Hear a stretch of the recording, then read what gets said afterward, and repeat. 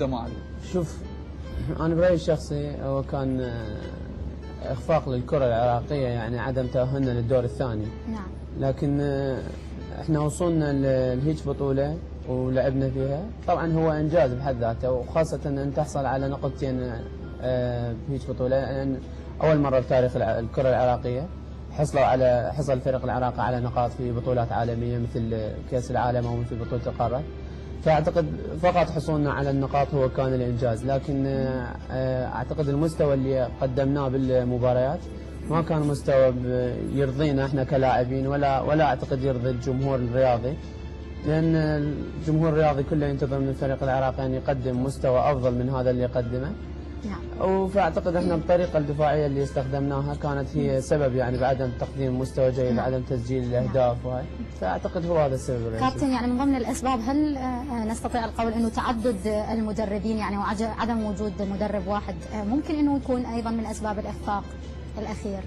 طبعا هذا سبب رئيسي، يعني خاصه بكره القدم، اصبحت كره القدم كره علم يعني. نعم. يعني انت كل وسائل التكنولوجيا والعلميه. نعم. كل منتخبات العالم يعتمدون على مدرب فتره 4 سنوات 5 سنوات. يعني ما يعتمدون عليه فتره شهر يجي المدرب وراح يعطي اللي عنده وهاي، فاعتقد احنا وايد نخسر من نجيب مدرب فتره شهر فتره قليله. زين ليش هذا التغيير؟ يعني ليش مو نثبت على مدرب واحد يعني؟ وانا برايي يعني حتى المدربين الاجانب اللي يجون يعني بهاي الفتره ما راح يقدر، حتى لو هو امكانياته عاليه، حتى لو هو ما راح تقدر انت تنسجم وياه. انت مثلا تجيب مدرب بفتره قصيره، ممكن تجيب مدرب عراقي، مدرب محلي يعرف اللاعبين، يعرف اسلوب الفريق، يعرف طبيعه اللاعب، يعرف نفسيه يعني اللاعب. دراسه كامله يكون مع المنتخب يعني او معاشر اللاعبين. فتجيب المدرب المدرب الاجنبي راح يفرض فقط شخصيته بهاي الفتره، ما راح تقدر انت تنسجم وياه يعني انت بهاي الفتره. فحتى الاسلوب اللي لعب به المدرب بورا، مدرب عالمي، لكن الاسلوب اللي لعب به خدم فقط نفسه بهاي البطوله، يعني يعني تعرف فتره طويله قاعد 5 سنوات بدون تدريب. فاراد ان يطلع بهذه البطوله بوجه مشرف للعالم، بان يقول لهم انا مدرب عندي امكانيات، عندي نفس، فخلى الفريق يدافع بصوره مكثفه يعني بمنطقه الدفاع. كابتن، من الافضل يعني برايك المدرب الاجنبي ام الوطني للفريق يعني اللي يعني يقود نتائج افضل حقا؟ والله المدرب المحلي اعتقد هو الافضل، لان يعني احنا شفنا يعني مدربين اجانب ما عدا المدرب فييرا اللي اجى حقق بطوله اسيا، بس انا ما اعتقد هذا الانجاز راح ينحسب لفييرا، لان انت فتره شهر من حقق انجاز ما تقول الى الانجاز، واذا يجي مدرب بفتره شهر او شهرين ما يحقق نقول عليه ما يقدر يحقق بفتره شهرين. فاعتقد عوامل متكامله. فاعتقد فييرا مو هو الانجاز كان له، لان يعني لا كان الانجاز لفييرا ولا كان العتب على بورا. طبعا لان فتره قصيره، ما يقدر اي مدرب بالعالم ما يقدر يشتغل بهاي الفتره ولا يقدر يعني يفرض. طيب عماد، انت حضرتك تفضلت انه قلت الفوز كان بعدد النقاط فقط، ولكن والعراق طبعا حصل سابع على البطوله، يعني اعتقد بس نيوزيلندا يمكن اللي هي تحتنا المركز الثامن، هن كلهن 8 فرق. يعني الاخفاق اللي اشرت اليه، من السبب في هذا الاخفاق برايك؟ يعني هل كان فقط المدرب ام كان اللاعبين ايضا لياقه او كذا؟ جمله اسباب يعني. شوف، انا برايي اللاعبين طبقوا تكتيك المدرب 100%. يعني الكل اشادوا بتطبيق اللاعبين، يعني المحللين العالميين، المدربين العالميين قالوا بين اللاعبين طبقوا تكتيك دفاعي 100%. فاعتقد المدرب طلب من عندنا هذا الاسلوب، يعني حتى شوف احنا المهاجمين هسه علينا عتب بالشارع، ليش ما سجلتوا؟ ليش ما اديتوا؟ ليش ما هاي؟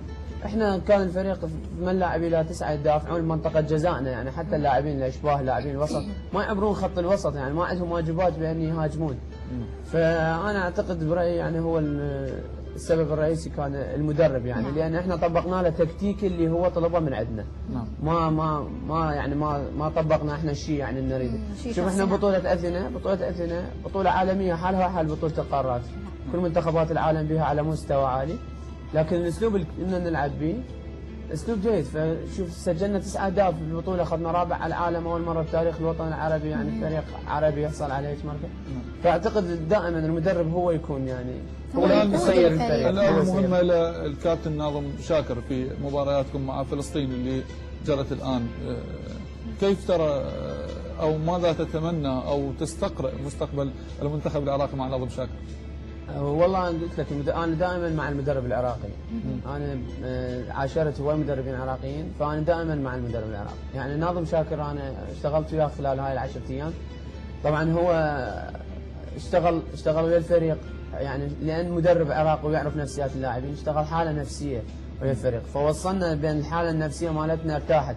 يعني كل اللاعبين اللي موجودين وصل الحاله النفسيه عند اللاعبين بان نجي للمباراه نقدم كل ما عندنا، يعني نقدم له.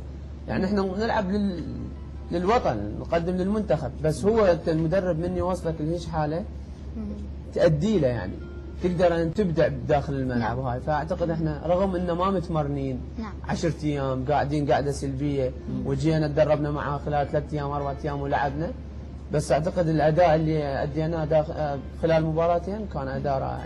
كابتن عماد، في بطولة أثينا كان هدف عزيز، يعني نسمع تفاصيل هذا الهدف وترجعنا بذكرياتك أكيد إله. طبعا انا اعتز بأثينا بهدفي في مرمى استراليا اللي اهلنا للدور شبه النهائي، اللي هو فزنا المباراة فزنا بها 1-0. اعتز به هواي هذا الهدف. شنو كان شعورك يعني بعد هذا الهدف؟ يعني احنا بصراحه ما كنا يعني متوقعين ان نوصل لهيك مراحل في بطوله مثل بطوله اثينا. نعم. لكن بعد وصولنا لمباراه مع استراليا يعني كنا نتمنى ان نحقق الانجاز اللي يعني سمعنا بان هذا الانجاز اذا غلبنا اليوم استراليا هذا الانجاز ما حد مسويه بتاريخ الوطن العربي ككل. نعم. فمن سجلت الهدف اعتقد يعني هذا كان يعني شلون امنيه وتحققت يعني لكل العراقيين ولي شخصيا. خلينا نتكلم بصراحه، يعني انا اشوف، انا بوجهه نظري اتابع اهداف عماد هدف على معظم الفرق التي لعب مع اهل العراق سابقا. يعني عندك هدف على البرازيل، عندك هدف على اليابان، عندك هدف على استراليا، عندك اهداف كثيره سجلها عماد محمد. لكن في هذه البطوله الاخيره، وهي قد تكون البطوله الثانيه بالعالم بعد كاس العالم، بورا نقول بصراحه قد تجاهل عماد محمد، لم تكن لاعبا اساسيا. انا حسب ما تابعت كنت تنزل في العشر دقائق الاخيره. ما هو راي بورا بيك اللي خلاه مثلا يبتعد عن عماد، ام كنت تعاني من اصابه معينه؟ لا انا كنت لاعب اساسي، كنت المباراه الاولى لعبت اساسي. نعم. بس كنت اتبدل دائما يعني. نعم. في مباراه نيوزيلندا كنت لاعب اساسي، بس مباراه اسبانيا ما شاركت بها. بس قلت لك يعني احنا كنا احنا نتمنى ان نسجل، ان نقدم. شوف هي حلاوه كره القدم هي تسجيل الاهداف يعني. نعم. خاصه الجمهور الرياضي. نعم. يعني المتابع لها دائما يريد الفريق من يلعب ان يسجل اهداف حتى ولو يخسر. شوف الفريق يتذوق طعم يعني الفريق المصري. نعم. الفريق المصري انا برايي خرج من البطوله، بس خرج باداء مشرف يعني للكره، بحيث كان لهم استقبال رائع لان قدموا مستوى يعني يشار الى بالبنان. فوز على ايطاليا، خساره مع البرازيل 4-3 ما عدا مباراتهم الاخيره مع امريكا، بس قدموا مباريات يعني سجلوا اهداف متعوا العالم. هاي حتى ولو خرجوا يعني هم حالهم حالنا، خرجنا احنا نفس بس هم يشوف العالم شالتهم يعني المتابعين كان اكثر من متابع، يعني جد انه مستوى عماد محمد باللعبه الاولى كان جيد جدا، لكن خروجه كان غير جيد. يعني برايك لماذا مثلا بورا تعامل مع عماد محمد هيك؟ وهل يعني تعتقد انه اكو اكثر من مدرب كان له نفس الصوره عند عماد محمد؟ انا اعتقد بورا يعني شوفوا كل مدربين الاجانب، ليش انا اقول لك مدربين الاجانب يجون اكو هواي لاعبين ينضمون عند المدرب الاجنبي. واكو لان المدرب الاجنبي مثلا يجي فتره قصيره يعطوه مثلا ما يعرف يمكن قدرات اللاعبين، يعطوه سيديات مثلا مال لاعبين. نعم. سيديات مال لاعبين قبل مثلا 2 3